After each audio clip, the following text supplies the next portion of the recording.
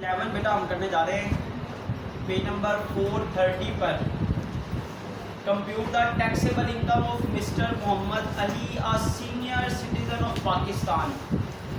जो पाकिस्तान का senior citizen है उसकी टैक्सेबल इनकम और टैक्स पेएबल बेटा हम कैलकुलेट करने जा रहे हैं। Whose during the tax year ended on 30th June 2021 derived income from the following sources। तो पेपर पॉइंट है मुझसे काफ़ी आइटम्स हैं इसमें, इस वजह से हम इसे करने जा रहे हैं। बड़ा इंपॉर्टेंट क्वेश्चन है पेपर में। ज़रूरी नहीं कि सारे का सारा क्वेश्चन आपको पेपर में आ जाए, इसमें से कुछ आइटम आ जाएंगे वो स्किप कर देगा, लेकिन ये बड़ी इसमें ऐसी आइटम है जो सिर्फ इस क्वेश्चन में है। बड़े ध्यान से देखिएगा जी। सबसे पहले देखिए जी, मिस्टर मोहम्मद अली एक सीनियर सिटीजन है, उसके पास सबसे पहले उसकी बेसिक इनकम है जी सैलरी इनकम। सैलरी इनकम है 18,50,000। तो सैलरी जो है वो फुली टैक्सेबल है 18,50,000। तरतीब से चलते जाएं। उसके बाद annual leave fair assistance LFA या रिटर्न टिकट हों, तो एक ही मतलब है इसका। Annual leave fair assistance company की तरफ से मिल रहा है 55,000 इनकम फ्रॉम सैलरी की आइटम है, फुली टैक्सेबल है। उसके बाद लिखा हुआ है interest free loan. Interest free loan की रकम है 9,50,000। नो ट्रीटमेंट, इसकी कोई ट्रीटमेंट नहीं होगी क्योंकि लोन की रकम का 10 लाख से ज्यादा होना जरूरी है, फिर उसकी ट्रीटमेंट होती है। तो यहाँ पर लोन की रकम 10 लाख से कम है, because amount of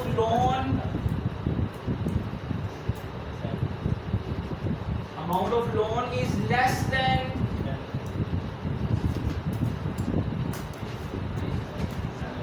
10 lakh। Loan की रकम 10 लाख से कम है, इस वजह से इसकी कोई ट्रीटमेंट नहीं है। अगर ये 11 लाख होती, 10,50,000 होती तो इंटरेस्ट फ्री लोन था ना, तो हमने 10% देना था, वो टैक्सेबल हो जाना था।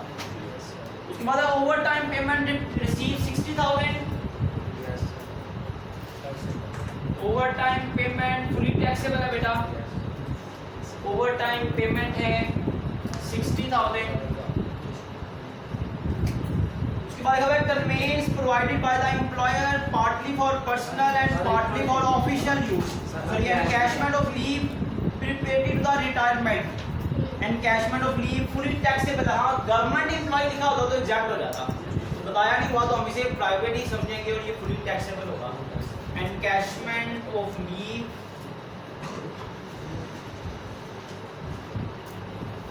मैंने बताया था इसके बारे में। प्रीपेड टू द रिटायरमेंट का मतलब है रिटायरमेंट से पहले एम्प्लॉय को छुट्टियां मिलती हैं ताकि वो रिटायरमेंट की डॉक्यूमेंटेशन कंप्लीट कर ले और आफ्टर रिटायरमेंट बेनिफिट्स ले सके। तो ये फुली टैक्सेबल है 1,80,000। उसके बाद देखा भाई conveyance provided by the employer partly for personal and partly for official use. तो कन्वेंस की वैल्यू का 5% आपने लेना है। कन्वेंस की वैल्यू का, अब कन्वेंस की वैल्यू अगर गिवन ना हो तो हम इसकी कोई ट्रीटमेंट नहीं कर पाएंगे। लिखा हुआ जी the employer took this car from a leasing company and annual lease rental.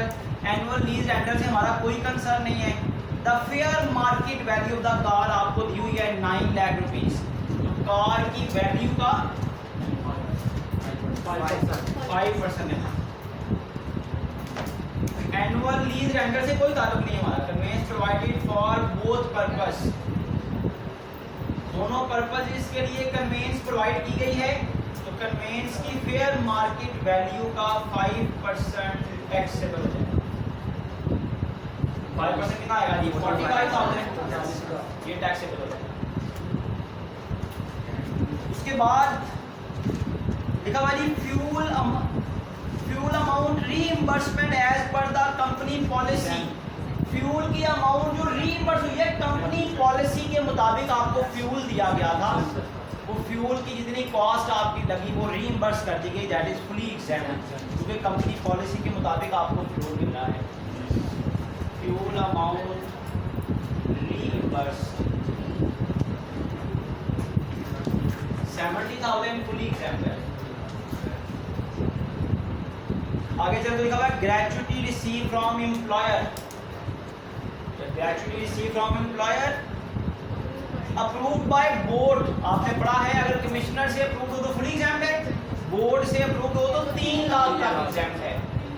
Gratuity from employer 4,50,000 की ग्रेचुटी है, अप्रूव्ड बाय बोर्ड है। तो ये रूल आपको याद होना चाहिए, बोर्ड से अप्रूव्ड होगी तो 3 लाख तक एग्जाम्ड है। सारी एग्जाम नहीं है, एग्जाम्ड अप टू ₹3 लाख। तो ये 1,50,000 बाकी बचता है, ये टैक्सेबल हो जाए।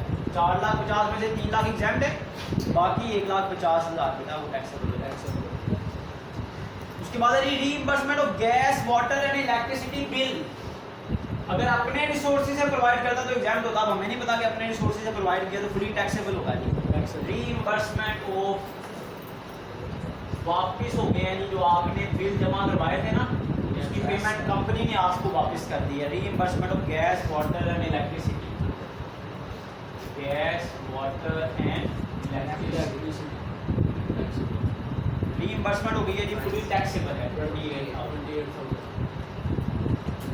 उसके बाद लिखा है income from gifted property, rental income है, इनकम फ्रॉम प्रॉपर्टी पे लिखी जाएगी, इसको मार्क कर लिया हमने, 9th आइटम है। फिर लिखा हुआ है previous year unadjustable loss under the head income from property. तो ये याद रखें प्रॉपर्टी का जो पिछले साल का लॉस होता है, प्रॉपर्टी का जो पिछले साल का लॉस है वो करंट ईयर में एडजस्टेबल नहीं होता। बिजनेस का लॉस वो एडजस्टेबल होता है, प्रॉपर्टी का पिछले साल का लॉस एडजस्टेबल नहीं होता। हाँ करंट ईयर में अगर 2 प्रॉपर्टीज हो, एक प्रॉपर्टी में से फायदा हुआ है दूसरे में से लॉस हो गया है वो एडजस्ट हो सकता है। प्रीवियस ईयर का लॉस एडजस्टेबल नहीं होता, ये रूल हमने पढ़ा हुआ है फॉर्मेट में। उसके बाद बेटा इसको मार्क करना, ये भी प्रॉपर्टी से रिलेटेड आइटम है, पता हो भैया आपको कि ये चीज़ें उससे रिलेटेड हैं। हाँ बाद में क्या लिखा हुआ है rental income from facilities attach with building. 24,000 रुपया रेंटल इनकम है जो आपने फैसिलिटी साथ रेंट आउट की है। मैंने कहा था ना सिक्योरिटी की फैसिलिटी, गैस बिजली पानी की सहूलत, ये भी आप साथ दे सकते हैं या अदर फैसिलिटीज़ आप दे सकते हैं। जब आप प्रॉपर्टी रेंट आउट करते हैं उसका किराया आप अलहदा दे रहे हैं, तो जो अदर रेंट आपको मिला ये इनकम फ्रॉम अदर सोर्सेज में आता है बेटा। फैसिलिटीज़ होती है ना, अम्यूनिटीज़ और फैसिलिटीज़ जो आप अलहदा से प्रोवाइड करते हैं उसका जो रेंट आप वसूल करते हैं इनकम फ्रॉम अदर सोर्सेज में लिखा जाता है, इसको भी मार्क कर लें। उसके बाद profit from speculation business, income from business की आइटम है बेटा, उसमें से loss from speculation business minus किया जाता है। प्रॉफिट फ्रॉम स्पेकुलेशन बिजनेस में से loss from speculation business minus किया जाता है। तो ये इनकम फ्रॉम बिजनेस की आइटम है, इन दोनों को भी मार्क कर दिया जी हमने। फिर profit on sale of inherited jewellery, holding period है more than 12 month, more than 12 month हो तो 25% एग्जाम्प्ट होता है कैपिटल गेन में, तो इसको भी मार्क कर लें। उसके बाद ज़कात डिडक्टेड, टोटल इनकम ऐसे माइनस होगी। Price offered for promotion of sale इस पर 20% टैक्स है, ये FTR की आइटम है। जितने भी प्राइजेस मिलते हैं सेल प्रमोशन के ये FTR में आते हैं, इन पर 20% टैक्स होता है बेटा। शेयर फ्रॉम ये भी आपको पता है एक्चुअल टैक्सेबल इनकम में ऐड होगा। टैक्स डिडक्टेड एट सोर्स आप जानते हैं 8 स्टेप में आता है टैक्स डिडक्टेड एट सोर्स में। 9 से लेकर 17 तक हर चीज़ को हम मार्क कर रहे हैं, उनका काम सैलरी से रिलेटेड नहीं है, उसको मैं मार्क करता जा रहा हूँ साथ साथ। उसके बाद specified value bonus share receive from listed company, listed company से जो बोनस शेयर मिलते हैं इन पर 5% FTR में जाकर टैक्स लगता है। FTR में ना ये सैलरी है, ना प्रॉपर्टी, ना बिजनेस, ना कैपिटल गेन, ना other sources.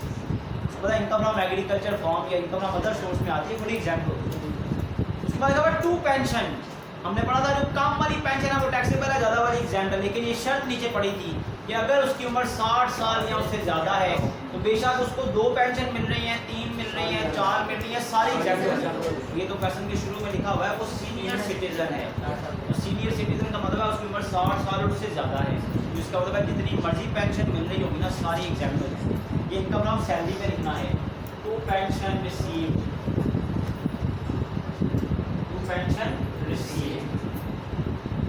From ex employer, कितनी पेंशन मिल रही है? 1,20,000 है, 1,20,000 है और 1 1,50,000 दोनों एग्जाम हो जाएंगे, nothing is tax, fully exam.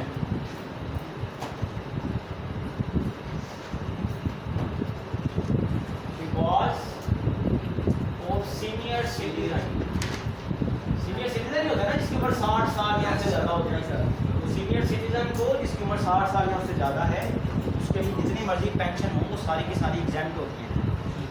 मतलब winning a car through competition, competition जो है ये इससे जो विनिंग्स होती हैं ये एफटीआर में आती है, इन पर 20% टैक्स होता है। उसके बाद gain on sale of constructed property, capital gain की बेटा आइटम है। Construction of property was completed in December 2020। December 2020 का मतलब है 2021 में, अभी 6 महीने सिर्फ हुए। तो आपने ऐसी प्रॉपर्टी बेच दी है और मुनाफा आया है, इसके बारे में आपने कैपिटल गेन में पढ़ा है कि अगर holding period less than 1 year हुआ ना तो फुली टैक्सेबल है। कितना टैक्स लगेगा? 100% अमाउंट टैक्सेबल है।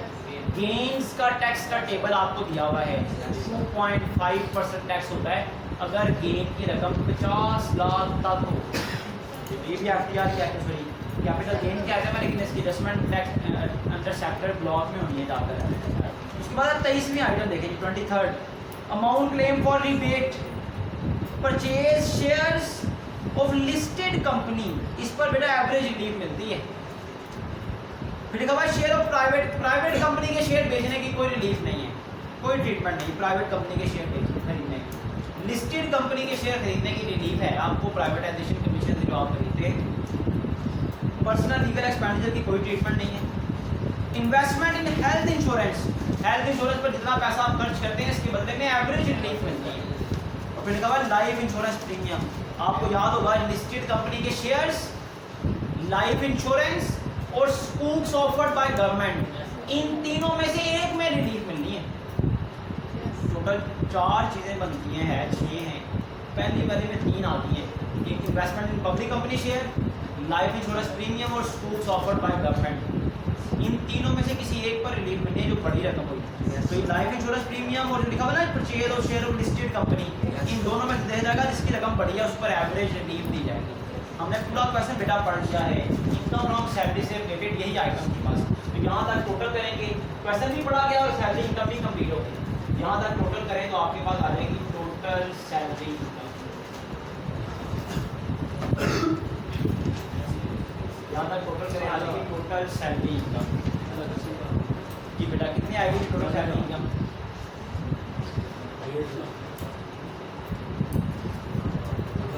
23,68,000 बुक में लिखा हुआ है, मामला चेक करिए, यही आता है 23,68,000 ही आता है।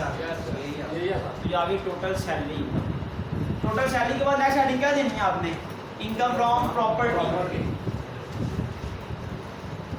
इस क्वेश्चन में सारे सोर्स ऑफ इनकम है, सैलरी भी है, प्रॉपर्टी भी है, बिजनेस भी है, कैपिटल गेन भी है, अदर सोर्सेज भी है। इनकम फ्रॉम प्रॉपर्टी की हेडिंग है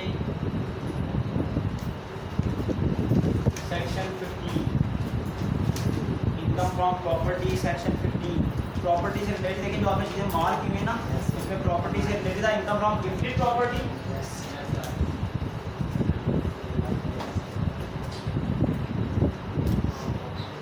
इनकम फ्रॉम गिफ्टेड प्रॉपर्टी मतलब जो प्रॉपर्टी आपको एज अ गिफ्ट मिली थी ना उसको आपने रेंट आउट किया हुआ है। अगर सिर्फ प्रॉपर्टी गिफ्ट के तौर पर मिले ना आपको तो अदर सोर्सेज में आती है, फुली एग्जाम्ड है। जब उस गिफ्टेड प्रॉपर्टी को आप किराए पर दे दें, गिफ्टेड प्रॉपर्टी को जब किराए पर दे देते हैं तो उसे क्या कहते हैं? Income from gifted property. कितनी है बेटा इनकम फ्रॉम गिफ्टेड प्रॉपर्टी? 2,50,000। ये टैक्सेबल है under separate broad income, tax under separate block of income. ये प्रॉपर्टी के टैक्स रेट डिफरेंट है। देखा भाई प्रीवियस ईयर लॉस उसकी कोई ट्रीटमेंट नहीं है।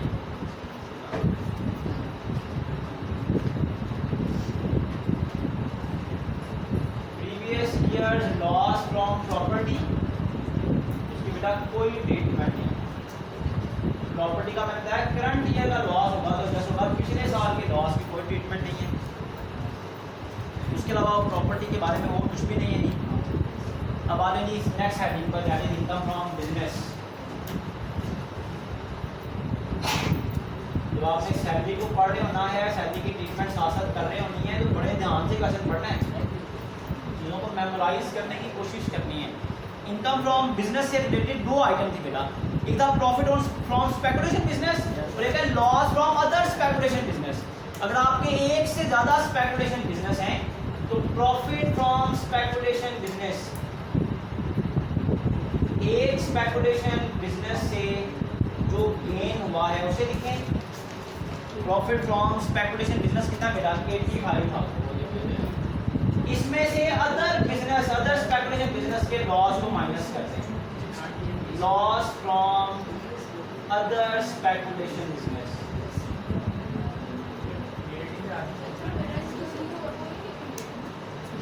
Loss from other speculation business कितना बेटा, loss from other speculation business है 60,000।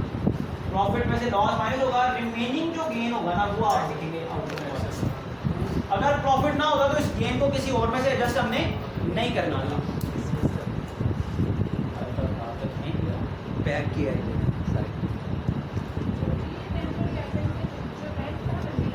ये जो रेंट है ना, ये किसका रेंट है, देखिए प्रॉपर्टी का रेंट नहीं है, ये प्रॉपर्टी के साथ जो अदर फैसिलिटीज़ हैं उनका रेंट है, वो अदर सोर्स में आता है। प्रॉपर्टी का रेंट ना तो फैसिलिटीज़ हैं, सिक्योरिटी की फैसिलिटी है, बाकी फैसिलिटी है, उनका रेंट है, उसके साथ आएगा, तो अदर सोर्स में आएगा बेटा। यहाँ पर इनकम फ्रॉम बिजनेस की सिर्फ ये दो ही आइटम है। इनकम फ्रॉम बिजनेस के बाद नेक्स्ट एडिंग करनी है आपने कैपिटल गेन्स।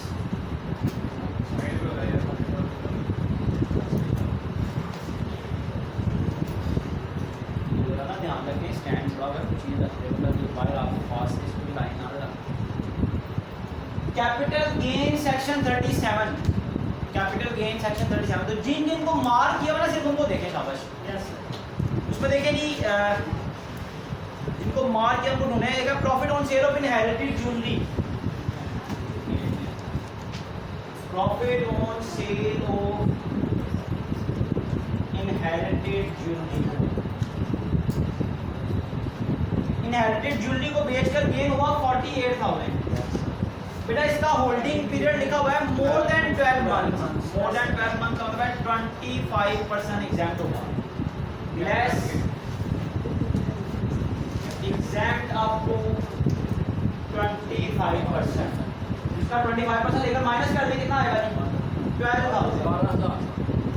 इसका 25% लेकर 12,000 आएगा, रिमेनिंग टैक्सेबल हो जाएगा क्योंकि holding period more than 12 month है, लेस देन 12 मंथ होगा तो फुली टैक्सेबल होगा। उसके बाद ज़कात डिडक्टेड, फिर प्राइस बॉन्ड है, sorry price offer cost promotion of sale है, टैक्स डिक्लेयर्ड सोर्स है, बोनस शेयर है, एग्रीकल्चर इनकम है, gain on sale of constructed property बेटा लिखा हुआ है, gain on sale of constructed property.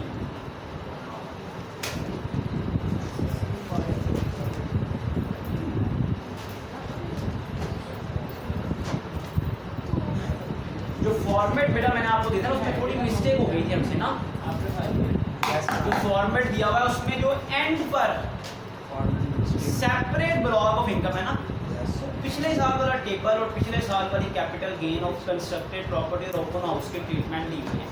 हाँ, जो आपके पास फॉर्मेट का पेज नंबर जिसमें कैपिटल गेन की इनकम लिखी हुई है, वो फॉर्मेट का पेज नंबर कौन सा बनता है बेटा, सब लोग देख रहे थे, जो फॉर्मेट का पेज नंबर है 10, उसमें बिल्कुल ठीक करंट ईयर के मुताबिक लिखा हुआ है, होना तो ये चाहिए था। इसको एज इट इज हमने कॉपी पेस्ट करना था वहाँ पर, इसको एज इट इज हमने पेज नंबर 10 पर जो कैपिटल गेन की ट्रीटमेंट लिखी हुई ना, पहला हाफ ऑफ पेज जो है, first half of page, gain on sale of immovable property और ओपन प्लॉट या कंस्ट्रक्टेड हाउस, इसकी ट्रीटमेंट अब सेम हो चुकी हुई है।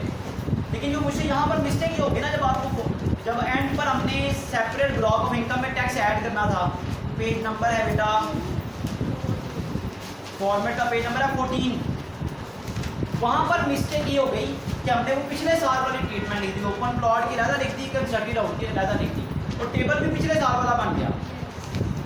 ये as it is page number 10 वाला जो capital gain on sale of immovable property, अब बात है सुने मेरी ध्यान से, फॉर्मेट में जो पेज नंबर 10 पर मैंने ट्रीटमेंट लिखी है, gain on sale of immovable property, open house, open plot या कंस्ट्रक्टेड हाउस, और उसके नीचे 5 ट्रीटमेंट ए से लेकर ई तक लिखी हुई हैं, फिर टैक्स रेट का टेबल दिया हुआ है, ये as it is copy paste होना चाहिए था पेज नंबर 14 पर।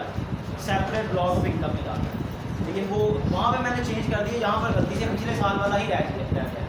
मैं फॉर्मेट मैंने अपडेट कर दिया लैपटॉप पर। मैं आपको ग्रुप में ना कॉलेज के ग्रुप में जो बना हुआ है उसमें आज सेंड भी कर दूँगा। वो अगर कोई कन्फ्यूजन है तो वो भी आपके खत्म हो जाएगी। ये बार मैंने भी आपको समझा दी, ये समझा की बात की। तो ये capital gain on sale of constructed property holding period, property कब कंप्लीट हुई है, प्रॉपर्टी कब कंप्लीट हुई है, 30 दिसंबर को, 31 दिसंबर को 2020 को। हमारा साल 30 जून 2021 को खत्म हो रहा है। हमारा साल 30 जून 2021 को खत्म हो रहा है। इसका मतलब है प्रॉपर्टी बनाए हुए तो भी 6 महीनों में, और 6 महीने में आपने जो बेच भी दिया है, तो इसका मतलब है 100% गेन टैक्सेबल होगा। कितनी अमाउंट है गेन की, 65,000। 100% गेन इज टैक्सेबल। कितना टैक्स है, यहाँ पर देखेंगे टैक्स अंडर के, यहाँ पर टैक्स नहीं लगना, प्रॉपर्टी के साथ पूरी अमाउंट पे टैक्स लगेगा, लेकिन लगेगा कहाँ जाकर, सेपरेट ब्लॉक ऑफ इनकम में जाकर। उसके बाद बेटा वो देखिए कैपिटल गेन की कोई और आइटम है बेटा, कैपिटल गेन के बिना और कोई आइटम नहीं है। नेक्स्ट 5th हेडिंग है income from other sources.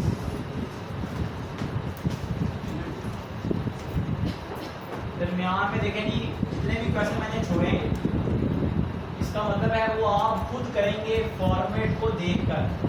Format आपके पास है, प्रैक्टिस के लिए मैं क्वेश्चन करवा रहा हूँ। यही चीज़ें रिपीट होनी है, जो जिस क्वेश्चन में ज़्यादा चेंज है ना, ज़्यादा नहीं आइटम है, वो मैं खुद करवा रहा हूँ। इसका आप प्रीवियस क्वेश्चन करेंगे, ये सारी आइटम उनमें कवर हो जाएगी। आप कुछ एक्स्ट्रा इसमें ज़रूर हैं, जो प्रीवियस क्वेश्चन है वो आपने खुद घर से प्रैक्टिस करना है। एक दो मेडिकल्स दरमियान में जो रह जाएंगे वो खुद साथ साथ प्रैक्टिस करें। मैं मेजर करवा रहा हूँ जिसमें मैक्सिमम ट्रीटमेंट्स हैं, अदरवाइज हर मेडिकल उसकी एडजस्टमेंट फॉर्मेट में लिखी हुई है। करना तो आपको खुद चाहिए था, मैं फिर भी प्रैक्टिस के लिए आपको तरीकाकार बता रहा हूँ कैसे क्वेश्चन अटैम्प्ट करना है, कैसे करना है आपने। तो मेजर क्वेश्चन मैं करवा रहा हूँ आपको, बाकी जो रिमेनिंग है वो आपने खुद करने हैं। 2, 3 और 20 के अलावा, क्वेश्चन नंबर 2, क्वेश्चन नंबर 3 और क्वेश्चन नंबर 20 के अलावा वो मैं एंड पर करवाऊँगा आपको, बाकी सब आप खुद कर सकते हैं। जैसे हम चल रहे हैं 11 तक किया ना हमने, तो आप रिमेनिंग वाले सेंटर वाले सारे क्वेश्चन खुद करें। हमने 1 किया है, 6 किया और मैं अभी 11 करवा रहा हूँ। 2 और 3 के अलावा बाकी बचते हैं 5 क्वेश्चन, वो आपने खुद करने हैं 11 तक पहुँचने में। उसके बाद बेटा इनकम फ्रॉम अदर सोर्सेज देखें, जिन जिन चीज़ों को मार्क किया हुआ देखें कौन कौन सी इनकम फ्रॉम अदर सोर्सेज है। सबसे पहला जी rent from facilities attached with building, ये इनकम फ्रॉम अदर सोर्सेज है। Rent from facilities attached with building, building से रिलेटेड फैसिलिटीज आपने प्रोवाइड की थी, उसका रेंट आपने वसूल किया है, वो आपकी इनकम है बेटा, fully taxable income from other sources. तरतीब से चलिएगा, फिंगर लाकर बेशक करें ताकि कोई आइटम मिस ना आपसे हो जाए। एक छोटी सी गलती देखें आपकी टोटल इनकम को गलत कर देगी। टोटल इनकम गलत होने का मतलब आगे कंप्यूटेशन का सारा प्रोसेस फिर गलत ही एक आंसर आएंगे, इसलिए कोई आइटम मिस नहीं होनी चाहिए। इसलिए मैं मार्क कर देता हूँ चीज़ों को जो इनकम फ्रॉम सैलरी के अलावा हैं। देखिए बेटा प्रॉफिट और सेल ऑफ इनहेरिटेड ज़कात फिर प्राइस में बताया, ये एफटीआर में आता है। Share from UOP tax deducted, specified value bonus share, listed company के ना बेटा, लिस्टेड कंपनी के बोनस शेयर एफटीआर में आते हैं, इनका 5% टैक्स होता है। उसके बाद income from agriculture farm, agriculture farms, agriculture farm जो है ये इनकम फ्रॉम अदर सोर्स और फुली एग्जाम्प्ट है। Income from agriculture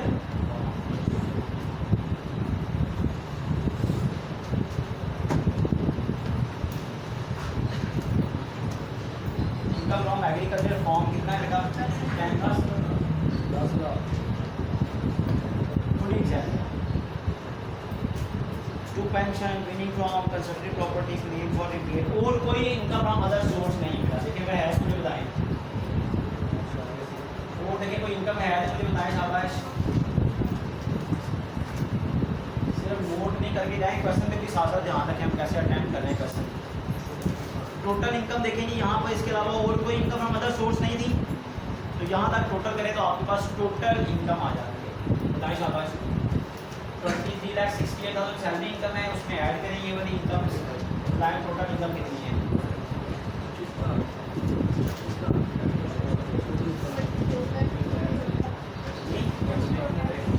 24 lakh 50,000 23,000। Total income आ गई जी 24,53,000। 24,53,000 आपके पास टोटल इनकम आ गई बेटा। टोटल इनकम जब आ रही है इसमें से 5 चीज़ें माइनस करनी है। ज़कात, worker welfare fund, donation under clause 61, schedule 2, profit on debt, markup on housing finance और चिल्ड्रन एजुकेशन फीस। पूरा क्वेश्चन हमने 2 बार अब तक पढ़ चुके हैं, 2-3 दफ़ा। सिर्फ ज़कात डिडक्टेड है, देखकर बताएं ज़कात डिडक्टेड कितनी है। 1 लाख रुपीज़। ज़कात डिडक्टेड माइनस करें बेटा तो आपके पास आ जाएगी एक्चुअल टैक्सेबल इनकम। ज़कात डिडक्टेड माइनस करेंगे तो आपके पास आ जाएगी एक्चुअल टैक्सेबल इनकम 23,53,000। जी बेटा, एक्चुअल टैक्सेबल इनकम निकालने के बाद आपने शेयर फ्रॉम ईओपी ऐड करना है। Add share from association of person. Share from association of person देखेंगे क्वेश्चन में कितना दिया हुआ है। शेयर फ्रॉम ईओपी का share from association of person आपको दिया हुआ है 95,000। एक्चुअल टैक्सेबल इनकम में शेयर फ्रॉम ईओपी बेटा ऐड करें तो आपके पास आ जाती है taxable income for rate purpose. Taxable income for rate purpose कितनी आ गई? Taxable income for rate purpose 24,48,000। 24,48,000 आपके पास taxable income for rate purpose आ गई। यहाँ से कंप्यूटेशन शुरू हो जाएगी। तो कंप्यूटेशन का फर्स्ट स्टेप, कंप्यूटेशन मतलब टैक्स कैलकुलेशन शुरू हो जाएगी। कंप्यूटेशन का फर्स्ट स्टेप है कि इस वाली इनकम पर टैक्स कैलकुलेट करना है। Computation of tax payable on taxable income. कौन सी इनकम पर टैक्स निकाल रहे हैं? Taxable income for rate purpose. Taxable income for rate purpose पर टैक्स निकालना है बेटा। तो ये 24,48,000 है, कौन सी स्लैब में आता है? सब लोग देखें, फॉर्मेट में भी दिया हुआ है, बुक में इस चैप्टर के शुरू में भी टैक्स रेट का टेबल दिया हुआ है। 24,48,000 देखिए कौन सी स्लैब में आ रहा है? तो ये फोर्थ स्लैब में आ रहा है। फोर्थ स्लैब में आ रहा है जिसकी रेंज है 18 लाख से लेकर 25 लाख तक। 18 लाख से 25 लाख तक रेंज है। इसका मतलब है 25 लाख से 18 लाख से तो ये स्लैब शुरू हो रही है। तो 18 लाख तक का फिक्स टैक्स दिया हुआ है। जो फिक्स टैक्स है ना बेटा, ये स्लैब जहाँ से शुरू होती है ना वहाँ तक का फिक्स टैक्स है। वहाँ तक का फिक्स टैक्स कितना जी? 90,000 रुपीज़। और साथ ही लिखा हुआ है 15% टैक्स होगा जी अमाउंट एक्सीडिंग 18 लाख। 18 लाख से जितनी रकम ज़्यादा है, 18 लाख से जितनी रकम ज़्यादा है बेटा उस पर 5% 15% टैक्स होगा। हुआ है 6,48,000। 6,48,000 पर 15% टैक्स है बेटा 97,200। तो रेट पर्पस वाला टैक्स कितना आ गया आपके पास? 1,87,200। ये कंप्यूटेशन का पहला स्टेप था कि आपके पास रेट पर्पस वाला टैक्स आ गया। अब क्या करना है जी? सेकंड स्टेप, इस टैक्स को बदलना है एक्चुअल टैक्सेबल इनकम के लिहाज से। Computation of actual tax payable.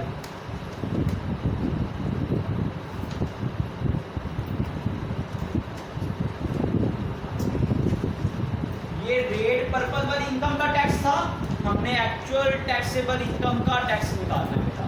Actual taxable income का टैक्स निकालने का तरीका ये है, रेट पर्पस वाले टैक्स को डिवाइड कर दें रेट पर्पस वाली इनकम के साथ। रेट पर्पस वाला टैक्स है 1,87,200, इसको डिवाइड कर दें रेट पर्पस वाली इनकम के साथ 24,48,000 के साथ, तो 1 रुपये का टैक्स आ जाएगा। हमें चाहिए एक्चुअल टैक्स पेएबल, तो एक्चुअल टैक्सेबल इनकम से मल्टीप्लाई करेंगे तो हमारे पास एक्चुअल टैक्स पेएबल आ जाएगा। रेट पर्पस वाले टैक्स को रेट पर्पस वाली इनकम से डिवाइड करें और जिस इनकम पर टैक्स निकालना है उसे मल्टीप्लाई कर दें तो आपके पास बेटा एक्चुअल टैक्स पेएबल आ जाएगा। शाबाश बताएं।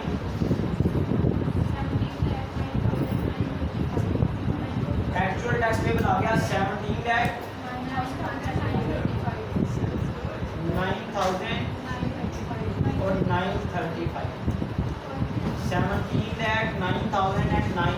135 आपके पास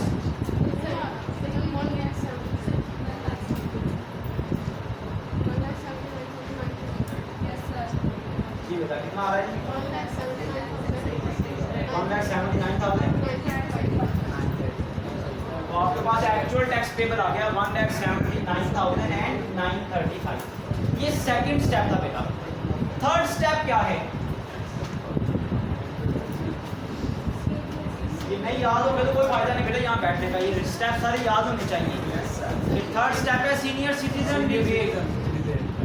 सीनियर सिटीजन को टैक्स में, सीनियर सिटीजन और डिसेबल पर्सन को टैक्स में फ्लैट 50% रायत है, लेकिन इस क्वेश्चन में नॉट अलाउड होगी क्योंकि टैक्सेबल इनकम 10 लाख से ज़्यादा है। टैक्सेबल इनकम 10 लाख से ज़्यादा हो तो सीनियर सिटीजन रिबेट अलाउड नहीं होती। Not allowed because actual taxable income exceeds ₹10 lakh। Actual taxable income 10 lakh से ज्यादा है, that's why senior citizen rebate नहीं मिलेगी। तो ये आपके पास एक्चुअल टैक्सेबल आ जाएगा थर्ड स्टेप के बाद बेटा।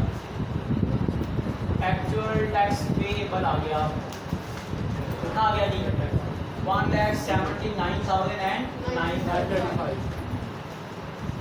फोर्थ स्टेप इसके बाद आता है बेटा, दैट इज टीचर्स रिबेट, वो इस क्वेश्चन में नहीं है। फिर फिफ्थ स्टेप है फॉरेन टैक्स क्रेडिट, वो भी इस क्वेश्चन में नहीं है। सिक्स्थ स्टेप है एवरेज रिलीफ, वो है ये है, मैंने बताया था पेपर में और कोई एडजस्टमेंट आई है नए कंप्यूटेशन में, एवरेज रिलीफ जरूर आएगा, तो बड़े ध्यान से इसको याद रखिएगा। और आपको पता है एवरेज रिलीफ जो है ये भी मेजर पार्ट भी है जो लॉन्ग क्वेश्चन है theoretical. What are the different type of amount जिन पर एवरेज रिलीफ मिलेगी? तो जिनको मार्क किया हुआ उनमें देखें जरा शाबाश, जिन जिन चीज़ों को मार्क किया हुआ बेटा उनको देखें शाबाश, जिन जिन पर एवरेज रिलीफ देनी है।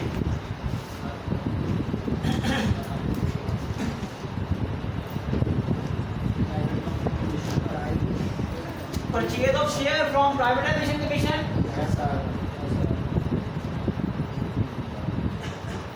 शेयर परचेज कितने हैं भला? 52,000 through privatisation commission of Pakistan. Privatisation commission of Pakistan से आपने 52,000 रुपए के शेयर खरीदे, तो बेटा इसी पॉइंट में लाइफ इंश्योरेंस और स्कूक्स आते हैं, और लाइफ इंश्योरेंस वो आपने खुद प्रीमियम पे किया हुआ है या आपके एम्प्लॉयर ने पे किया है, दोनों सूरतों में एवरेज रिलीफ मिलेगी बेटा। लाइफ इंश्योरेंस की अमाउंट है 25,000। तो बेटा याद रखें पहले पॉइंट में 3 पॉइंट आते हैं, तीनों में से एक में रिलीफ मिलती है। मैंने याद भी करवाया हुआ है एवरेज रिलीफ का पॉइंट, आपको फॉर्मेट में भी याद करवाया हुआ है।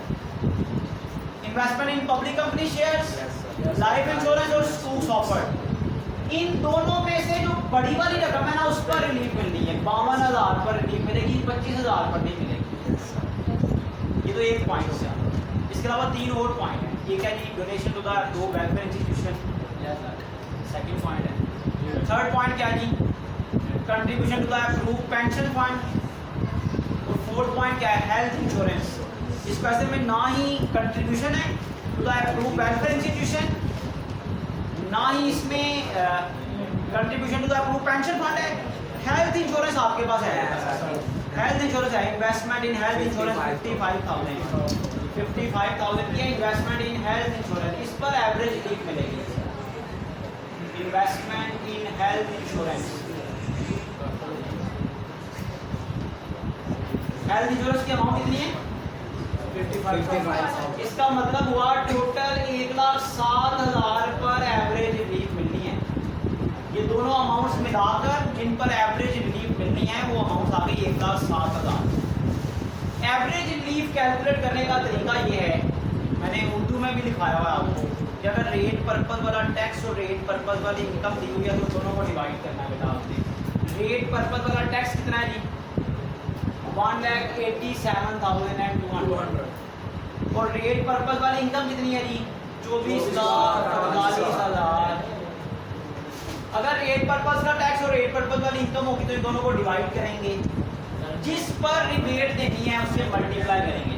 हमने 1,07,000 पर रिबेट देनी है, उसे मल्टीप्लाई करें। अगर रेट पर्पज वाला टैक्स और रेट पर्पज वाली इनकम ना होती तो हम पिछले स्टेप का टैक्स देते, पिछले स्टेप की इनकम देते और उनको डिवाइड करते।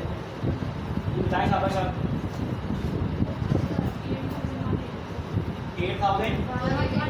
ये एवरेज रिलीफ टैक्स में ओस छूट आ गई बेटा, 8182 रुपीस की टैक्स रिलीफ है, टैक्स में छूट है जो आ गई आपके पास। तो याद रहेगा आपके पास ग्रॉस टैक्स पेएबल, तो जो आपका टैक्स है उसमें से 8182 माइनस करें तो ग्रॉस टैक्स पेएबल कितना आएगा?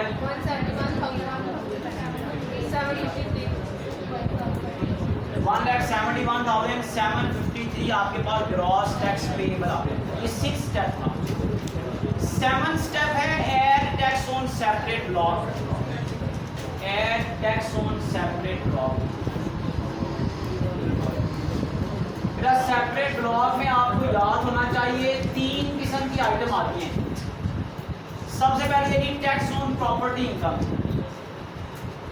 पहली आइटम जो सेपरेट ब्लॉक में आती है, टैक्स ऑन प्रॉपर्टी इनकम। ये वो टैक्सेस हैं जिनके टैक्स रेट डिफरेंट थे, तो हमने किस में लिखना था? सेपरेट ब्लॉक में। जैसे प्रॉपर्टी का टैक्स रेट, प्रॉपर्टी इनकम बेटा 2,50,000, बुक में प्रॉपर्टी का टैक्स रेट का टेबल भी दिया हुआ है, फॉर्मेट में भी दिया हुआ है, अदरवाइज आपको पेपर में याद रखना पड़ेगा। प्रॉपर्टी इनकम बेटा 2 लाख तक एग्जैम्प्ट होती है, और 2 लाख से जितनी इनकम ज्यादा है ना उस पर 5% टैक्स होगा। ये टैक्स रेट का टेबल फॉर्मेट में दिया हुआ है। जब 5% टैक्स निकालेंगे तो कितना आएगा? 2500 रुपया, 2500 रुपया। पहली आइटम जो सेपरेट ब्लॉक में आती है वो है प्रॉपर्टी। दूसरी आइटम जो सेपरेट ब्लॉक में बेटा आती है वो है कैपिटल गेन की आइटम। कैपिटल गेन की सिर्फ एक ही आइटम है जिसके साथ आपने लिखा हुआ है सेपरेट ब्लॉक में। क्या है वो? Gain on sale of constructed property. इसके बारे में रूल भी मैंने आपके सामने लिखा हुआ है। क्योंकि होल्डिंग पीरियड 1 साल है या 1 साल से कम है तो फुल अमाउंट टैक्सेबल होगी बेटा 65,000।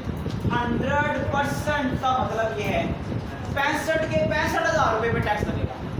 अब कितना टैक्स लगेगा? फॉर्मेट में आपको टैक्स रेट का टेबल भी दिया हुआ है कि 50 लाख तक कैपिटल गेन होना तो उसका टैक्स होता है 2.5%, तो 2.5% इसका टैक्स रेट है। 65,000 पर 2.5% अप्लाई करें तो ये gain on sale of constructed property capital gain का टैक्स आ जाएगा 16,250। 16,250 1625 आ जाएगा। ये कैपिटल गेन की आइटम का टैक्स। तीसरी अमाउंट यहाँ पर आती है वो है टैक्स ऑन गोल्डन हैंडशेक। इसका में गोल्डन हैंडशेक नहीं है। 3 चीजें सेपरेट ब्लॉक में आती हैं, एक प्रॉपर्टी का टैक्स, कैपिटल गेन का टैक्स और गोल्डन हैंडशेक का टैक्स। गोल्डन हैंडशेक इस क्वेश्चन में नहीं है। तो यहाँ तक बेटा आप ऐड करेंगे तो आपके पास नेट टोटल टैक्स पेबल आ जाएगा। टोटल का लफ्ज़ इस तरह से लिखा है कि आप सारी इनकम का टैक्स आ गया है, सैलरी का भी, प्रॉपर्टी का भी, बिजनेस का भी, कैपिटल गेन का भी, अदर सोर्सेज का। जिन जिन का रहता था वो सारा टैक्स आपने ऐड कर लिया। ये बेटा ऐड करेंगे तो 1,71,753 में ऐड करेंगे भाई 2,500 और 1,625 1,75,878 तो ये आ गया net total tax payable. Net total tax payable के बाद आखिरी स्टेप है step number 8, that is tax deducted at source. Tax deducted at source, इसको टैक्स पेड इन एडवांस भी कहते हैं। वो टैक्सेस हैं जो ड्यूरिंग द ईयर आप पे कर चुके होते हैं। टैक्स डिडक्टेड एट सोर्स देखेंगे आपको क्वेश्चन में गिवन है, लिखा हुआ था जी आपके पास टैक्स डिडक्टेड एट सोर्स 1,60,000। देखें बुक में 17th नंबर आइटम है, 17th नंबर आइटम है टैक्स डिडक्टेड एट सोर्स।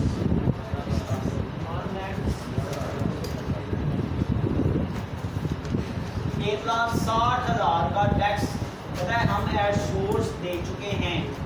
जब इसको भी माइनस कर देंगे तो ये आपके पास फाइनल आंसर आ जाएगा net tax payable, net tax payable with return जाएगा 15,878 net tax payable with return आ जाएगा आपके पास। अब लास्ट पर क्या करना है जी आपने, लास्ट पर क्या करना है जी आपने एफटीआर की इनकम और उनका टैक्स लिखना है। वो जो टैक्स आपने निकाला है जिसमें कोई चीज प्लस माइनस नहीं हो, वो जो आपने फाइनल टैक्स निकाला ना मेरा net tax payable with return, वो टैक्स है जो आपने पे करना है। अब सबसे एंड पर आपने क्या करना है टैक्स अंडर एफटीआर, ये वो टैक्सेस हैं जो आप पे कर चुके होते हैं। टैक्स अंडर एफटीआर ये जस्ट आपने बताना होगा भाई हमारी ये एफटीआर की इनकम है, उनके इतने टैक्सेस हैं। याद रखें एफटीआर के टैक्सेस एट सोर्स कट चुके होते हैं। यहाँ पर जस्ट इन्फॉर्म करना मकसद है टैक्स डिपार्टमेंट को कि भाई हमारी ये इनकम थी एफटीआर की और ये टैक्सेस हैं जो हम दे चुके हुए हैं। बताएं जी भाई एफटीआर में कौन कौन सी इनकम आएगी जी आपकी। एफटीआर में सबसे पहले आएगा जी tax on price offered by promotion, sale promotion company, उसका टैक्स कितना होगा 20%। Tax on price by promotion कितना प्राइस था बेटा 15,000 का प्राइस था। याद रखें इसका टैक्स होता है 20%।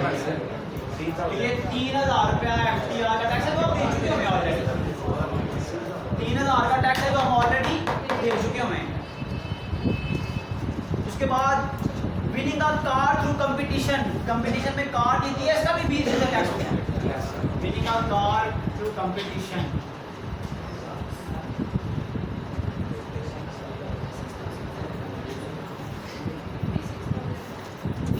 कार थ्रू कंपटीशन का बेटा 56,000। इसका टैक्स कितना है 2 लाख, अमाउंट है 2 लाख 80,000। इस पर टैक्स है 20%, आएगा जी 56,000। उसके बाद बेटा specified value bonus share of listed company था बेटा, ये भी एफटीआर में आता है, इसका 5% टैक्स होता है। Specified value of bonus share receive from listed company,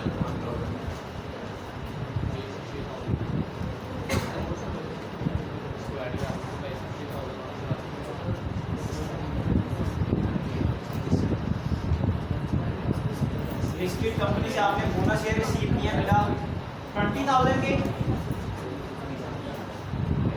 इन पर 5% टैक्स होगा 1,000। तो ये एफटीआर का टैक्स बेटा आपके पास आ जाएगा 59,000